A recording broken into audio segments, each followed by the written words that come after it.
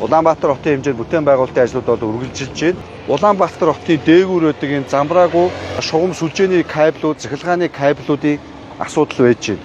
Сар хүрээний хувьд бол энэ захин хөгжлийн яамд хариалагдж байгаа.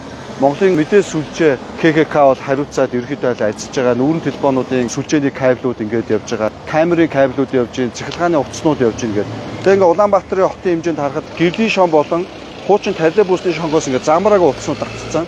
Тэгээ цаашлаад байшингуудын дээвэр дээрх энэ кабель замбраагүй явцсан байгаа. Энд дээр мэдээлэл авч байхад анх 96-аас 98 оны хооронд төсөл хэрэгжиж Улаанбаатар хотын тодорхой байрлалуудад тухайн үед газрын гүн доогуур одоо энэ кабелийг хийх сүүгчдийн дэд үтцийг татаж өгсөн юм байна. Түүнээс хойш огт шинжилгээ ажлуудыг бол хийгдээгүй.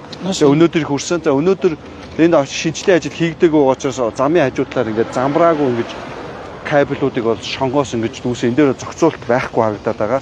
Ийм учраас Улаанбаатар хотын явган замын ажлыг бид нар хийхдээ тодорхой хэмжээний энэ кабелийн сүүгчлүүдийг гаргаж өгж бол шинээр татаж ингэж хийж байгаа. Тэгээ 98 оноос хойш идэх чинь 27 жил хийгдээгүй дид үтцийг анхны төлөвлөлттэйгээр ингэж суугчилж холбооны сугийг гаргах боломжтой болж байгаа. Ажлын явц сэдв хөвтэй явж гин хизээ дуусахаар байна. Баянбурдын тойрогоос Баруун замын уулзар хүртэл 1600 м болов 1.6 км 4 хос холбооны суугчлал.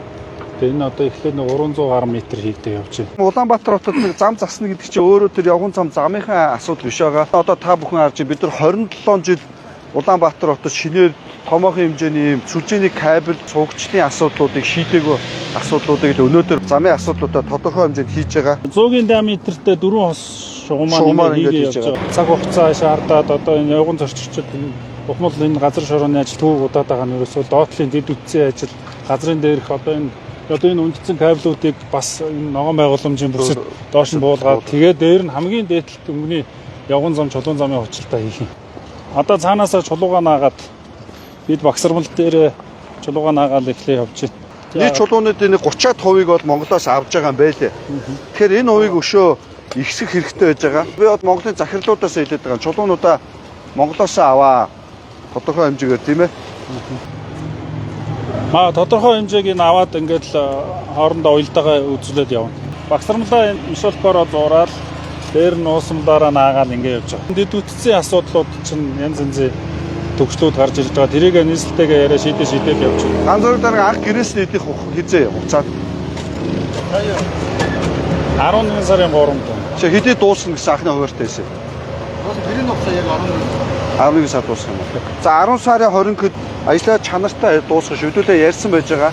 Бид нар бол ярьсныхаа дагуу сүүл зургийн асуудлууд, цар хүрээний асуудлууд бүгдийг шийднэ. Одоо ганц зураг дараа гүйцэтгэхээр 15 өгөхгүй мөнгөнүүдийг гаргаж өгмөр байна. Тийм ээ. Тэгээ ерөөсөө энэ ажлуудыг чанартай хурдан дуусгах хэрэгтэй. Өвөл хүүтний үйлдвэрлэлд 11 сард оруулж болохгүй. Хүүтний үйлдвэрлэлд ажил чанаргүй хийгдэнэ. Тэгэхээр дулааны үйлдвэрлэлд бол маш чанартай хурдан хийж ингэж гүйцэтгэх хэрэгтэй. Амралтын өдөрцөн танах бол ажиллах хэрэгтэй. Энэ чухал ажил авсан хүмүүс.